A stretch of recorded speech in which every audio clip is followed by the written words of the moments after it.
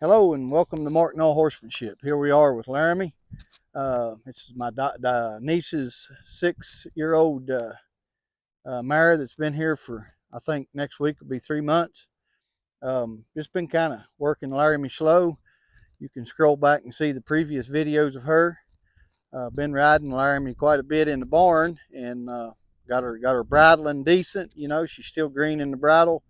But today we're going to ride her outside. It's been a pretty day here in Rural Retreat, Virginia the last 2 days. A little windy today, but temperatures have been good. My footing up here is the main thing. It's looking good and looks like it should work out all right. Yesterday it was excellent up here and with the footing, and looks like it's going to be that way again today. So what I'm going to do is, like I said, ride her for the first time out here. It's not going to be a big deal with her, I don't believe, but I'm just going to show y'all what I do. I've lunged her up here with the saddle, but today I'm going to turn her loose and just kind of chouse her around a little bit. And the reason I do that is sometimes these horses, when you saddle them and lunge them, they may not give you all that they really want to give you because they feel like they're going to be corrected for it, or they just feel like they're not as free. So I like to, before I ride a horse up here for the first time, I like to turn them loose and kind of run them around a little bit. And if they got anything in them, it'll come out. So let's just, and plus you get to work on a little bit of joint up, a little bit of pressure and release and coming to you. So I'm just going to move her out right here, and she's going to be able to do what she wants to do here. So right here, you can see her. She's already looking for the gate. And the gate's back here to my right. And so we're going to let her figure out that she can't get out for one thing. She's going, like I said, she's going to go straight to that gate. She says, let me back to my stall to where I don't have to do anything. Does that mean good horse or bad horse? Nope, that just means she's a horse. It's up to us to make them better than what they are. So we're just going to let her move around in here and here. And what I'm going to be looking for is, for her to forget about that gate and quit going to it and start to think about coming to me. And also what I'm going to look for is for her to go through all of her transactions of full range of motion. In other words, she's going to see there now. She's figured out, well, it don't do no good to go to that gate. But what I was getting at before I said that is I want her to go through her full range of motion. What do I mean by that? Walk, trot, and canter before I get on her. Just going to cluck to her right there. And by her, see right here, now she's starting to feel a little bit good. That's what I wanted to see her. That's what I wanted to see come out in her before I get on her. Now, just going to let her feel good here a moment. And you'll see her. She'll run out of interest of running around. Right now she's looking at all of her options. She's figured out that she can't get out and go back to the barn. She's going to get over here. There ain't no grass in here to eat. She's already realized that. So what I'm getting at is I'm her last resort right now. She don't know that, but I am. But I'm wanting to become her first resort. And she will. She'll finally figure out, well, I guess I need to go to him. It kind of reminds me of her walk with Christ. If we're like, just picture her being us out in the world, wandering around looking for direction. We're all looking for direction in life. What do I do? Where do I go? How do I act? Who am I? And Christ is saying, hey, just turn and look at me, and I will answer all you. I will be everything you need me to be. He said in his Bible, in his word, that he is the way, the truth, and the life. So that is what I'm trying to get these horses to kind of, in a sense, do right here. I'm trying to get them to look at me for guidance, to look at me for everything. I am their way and their truth and their life, if they would just rely on me. And you might say, well, what about the owner? You're not the one that you're not the owner of this horse. Well, that's where everybody, in my opinion, needs to try to learn as much as they can about horsemanship and this type of mentality that I'm talking about right here. And that horse will be that to them too, or you can be that to your horse too. So right here, I'm just going to back up and see if she'll face me. That's pretty good. Now we're going to send her out the other way. She needs to check out both directions before I get on her. Right there, she's still going to that gate a little bit. I'm going to get her, change her mind and tell her, hey, now we're going this way.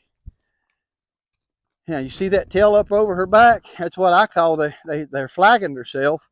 And that's just from feeling good and everything. Now, I want to get that gone. I've had horses, see right here, there comes the little bit of junk. That's what I like to see.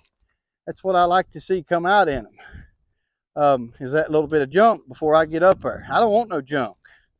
So we're going to get all the junk that we can out of them. And I've had horses flag themselves, like I was just talking about, while I've been riding them. And let me tell you one thing, it ain't a good feeling for that thing to start blowing like they do in their nostrils and snorting and putting that tail up over their back and feeling good. Now right here, she don't really want to run around here. You know, she's feeling good and she got a few of her kicks and jumps out. But I'm not quite done yet. I want her a little bit more settled before I get on her. Again, it's the first time up here. It's going to be she's only had a limited amounts of rides in the bridle. So in other words, what I'm trying to say in a nice way is I don't have the best of control of her yet. I've got enough where I wouldn't be getting on her.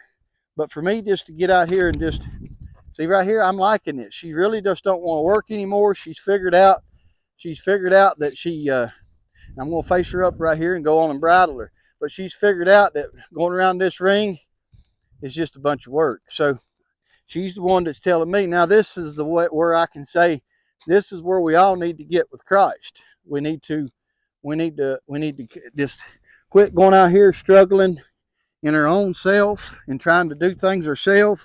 And we just need to turn to Christ and tell him, hey, I need you. I can't do it without you.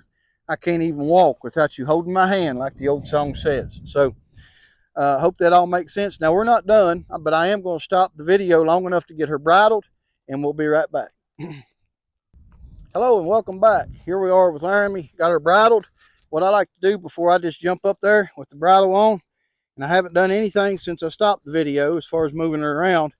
I just bridled her, and here we are. But I always like to step them around. I just like to kind of get these green horses' mind on the bridle and that it's time to learn how to yield and to bend and not be resistant and yield them hindquarters and teaching them to bend in this rib cage. So I like to remind them of that before I get up there. So, and it don't take but a second. A lot of people would think, golly, Mark, it takes you forever, you know, to get on a horse and ride it. Well, the more you do this and the more you get to know your horse, your time will be limited. You won't spend quite this much time all the time. So, but with her being green and all that, then I definitely like to make sure she's all right.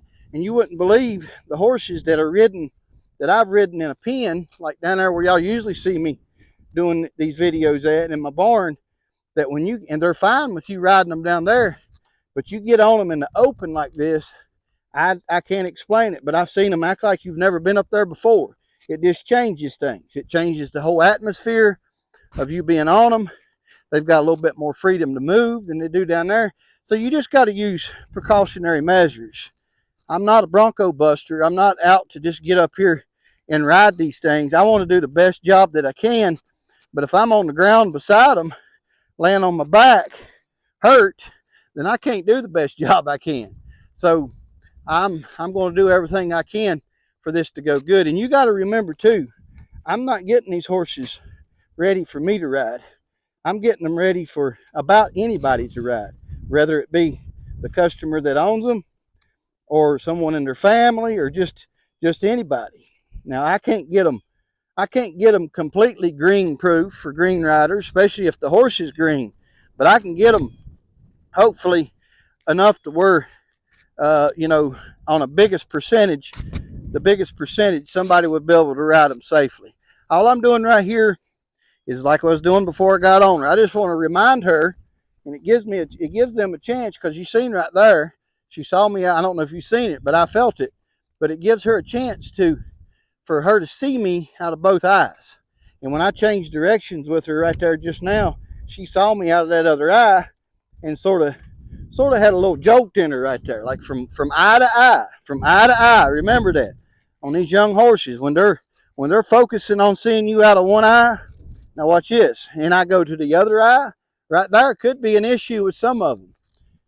Two eyes, two brains is what they say. I don't know if it's true or not. I don't think they got two brains, but you get what I'm saying.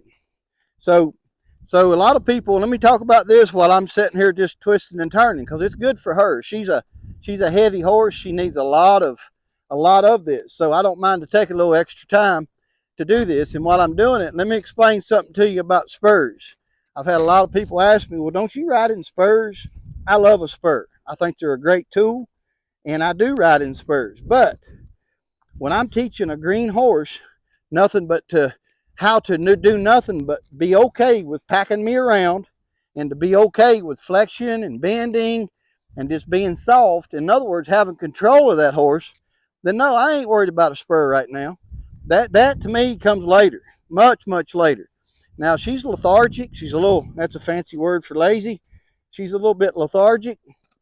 So a lot of people would say, well, put you a spur on her. Well, right now, I can get her going. I don't need a spur. And a spur really ain't for speed as much as a spur is for, let me get this hip right here. A spur is for is for refining, pushing, refining. So I don't really use a spur for speed.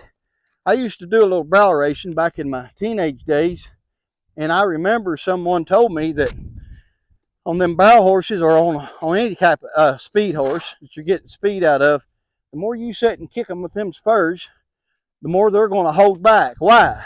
Because you don't know it, but they're tightening their ribs up and their sides up to take that punch, to be able to resist that punch of that spur. So if they're tightening their muscles up in their sides, then they're not going to be able to get down in there and run like they're supposed to. So just let that brew in your mind a little bit. Now right here, I'm just going to get her trotting around in here a little bit, and we're just going to basically have some fun and go for a little ride.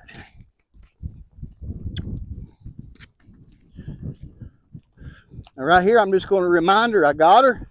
So what am I going to do? I'm going to do a one range stop and let her know I've got her. Now I'm going to do a bunch of them today, so y'all probably going to get tired of seeing them. But the more one range stops you can do, the more these things realize you got them. And I've also created a pretty good stop, just a basic stop with them, by doing two range stops or one range stops. So you notice I'm not riding interface, but I have a choked up rein, because why? She's green, and I need to catch her face at any given time if she were to do something, and correct her, talk her out of it, whatever terminology you want to use. So I'm not just going to sit up here on a nice big floppy rein yet. I will when I walk her around here in a minute, but I look at this as schooling her. I'm schooling her. So I'm going to be there to school her if I need to. Now the wind's blowing up here, and I don't have a windshield on my microphone. I hope it ain't too windy, but we're just going to work her around in here. Forward motion. Not going to do even a whole lot of loping today. I may get her up in one in a stride or two, but we're not going to do much. Now right here, I'm going to do what? Another one rein stop. Get her off my heel right here. Get that rear end over, and then ride her out of there. Just ride her out of there. There you go. Just schooling this 6-year-old horse that hasn't been ridden but a double handful of times. That's my way of saying about 20 times is all she's been ridden, and that's been down there in the barn. So we're just getting forward motion and a little bit of softness and a little bit of control out of her. I love riding out here in this rain, but the footing just hasn't been quite good enough to do it. So right here, I'm going to cut this circle in half and just work on a smaller circle here. Cut this ring in half, so to speak. And I'm going to wait on her I'm going to make sure she's not going to dive in that shoulder. Pick that nose up and get her to where she picks that shoulder up instead of diving. Right there. Now just ride her out of there. And right here, I'm just going to do a simple One rein stop again. Sit down and ask her to get soft. Right here, she's not really getting soft, so I'm gonna kind of, I ain't gonna say jerk, but I'm gonna ask for it right here in a more meaningful way. Right there. Now, I'm gonna be picky about where I release. I'm gonna be picky about it. Right there. That felt a little bit better. So I'm just gonna let her, I'm gonna say thank you for that. Let her think about that a moment. Then we're gonna go the other way. What we're gonna do first, we're just gonna ride around this pen, just getting outside today, getting some forward motion going.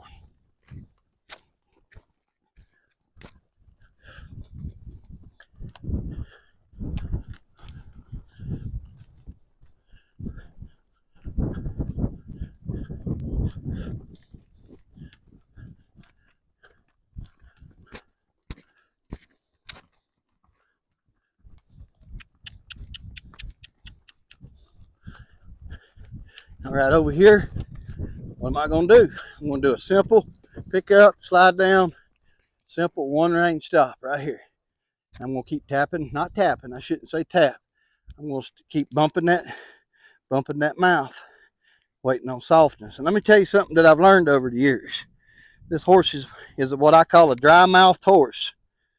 She don't hardly work that bit in her mouth. She don't pick it up and play with it. Or now a lot of people think, well, you don't want them picking it up and playing with it, do you? Well, not excessively, but I like a horse that will keep that bit loose in their mouth and not just clamp onto it and leave it there. And that's kind of what Laramie does.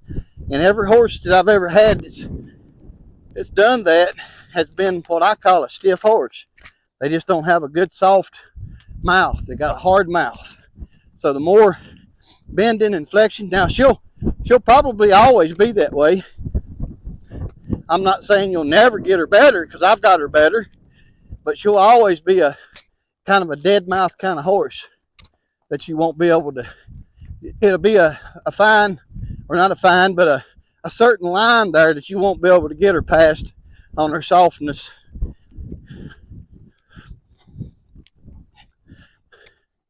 I think right here she's starting to feel like she's wanting to slow up, so I'm going to speed her up. I'm going to try to get a little canter out of her. Never got to canter her much.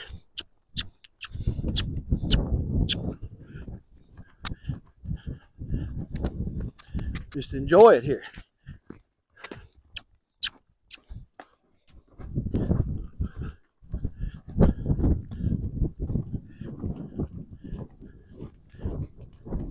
Now, while we're in that canter, what am I going to do?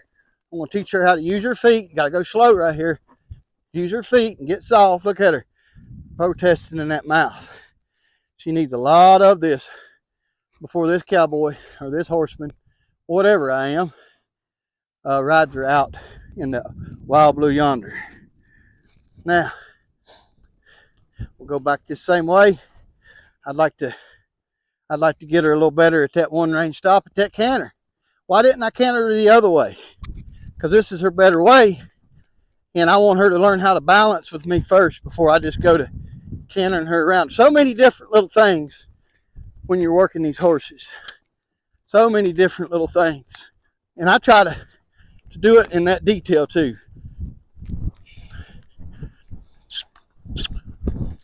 Right here, we're going to ask for that canter again.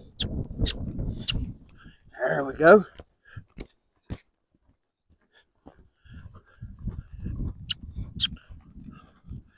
Right over here, I'm going to do another one rein stop. Just kind of start applying it easy. I ain't going to jerk her head away from her.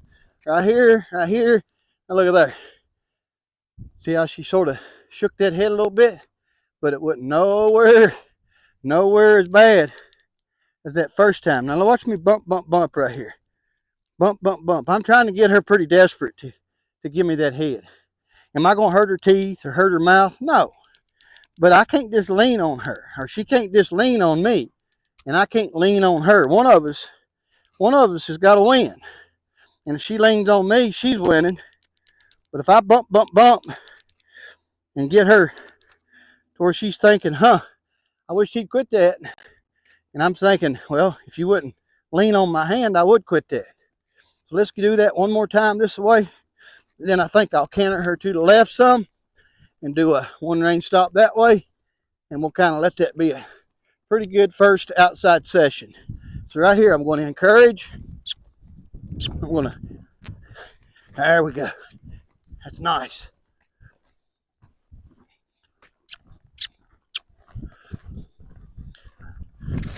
So right here, I'm going to pick up, slide down, pull that nose. Look at there, look at there, look at there.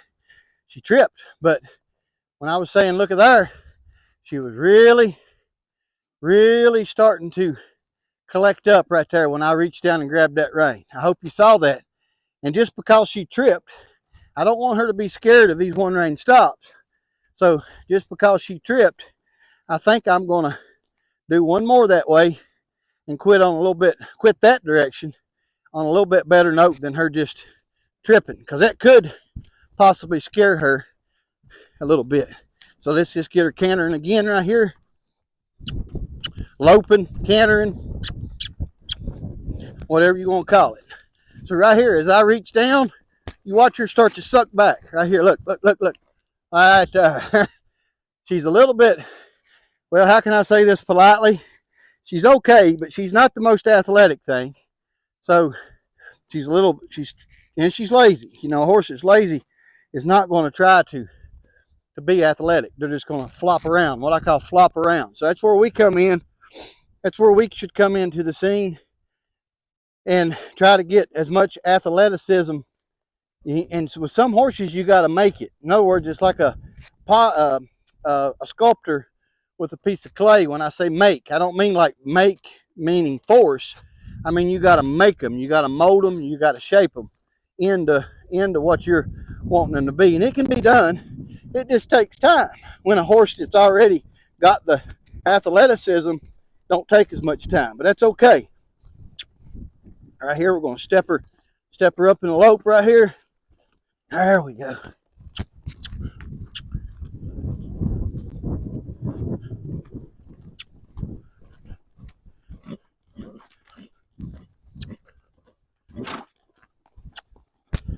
Over here on this side, we're going to do a one rein stop. Right here, slide down gently, gently, gently. See, she's a little bit floppy, what I call floppy. You got to be careful on a horse like her. She will fall with you in a minute. Why? Because like I just said, she don't have a whole lot of athleticism to her yet. She will though.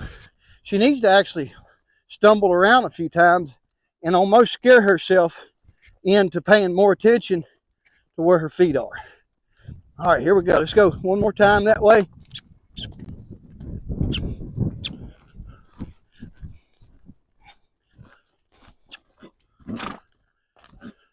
She could be crossfiring behind, and I think she is by the way it feels.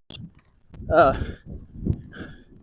it's all right for now. I don't like it, but it'll be all right. And right here, we're going to do a gently, gently, gently right there. You know, she needs a lot of this. Right here, we'll bump, bump, bump. She's just hanging on that bridle. Bump, bump, bump. Right there, a little bit. Right there. So, to finish up this little session, I think I'll just do a couple at a walk. A couple of two rein stops right here. Ooh. We started working on that in the barn. Maybe get a couple backups on her. Right there, that's pretty nice. We'll reward her for that. Do that a couple more times, and we'll let this be a session. I've got a fan club up here. If Burgundy wants to turn around and show you my fan club, I got corgi dogs playing. I've got the girls. I got Sissy over there going to get her feet stumbled up on that field harrow and poke one of them things up her rear end if she ain't careful. And then, like I said, got corgis a playing, and we raise them corgis. My wife does. She, whoever. And Burgundy just said she didn't ever see me scooping no poop. But y'all can't hear her because I got this mic on. And that's good. She talks too much anyway. So, but anyway, I'm just picking. You can barely get her to say anything. But she raises these corgi dogs. If you want to look her up, it's Hickory Hollow Corgis. I've never told y'all about that, and shame on me. If I have, it's been a while. But you can look my wife up, Burgundy Jones. She's married to me now. It's Burgundy Noel. Burgundy Noel at Hickory Hollow Corgis. And check her out. She raises Augies, which is a corgi and a toy Australian Shepherd cross, and then she also raises full-blooded corgis. So just check her out on Hickory Hollow Corgis and see what you think there.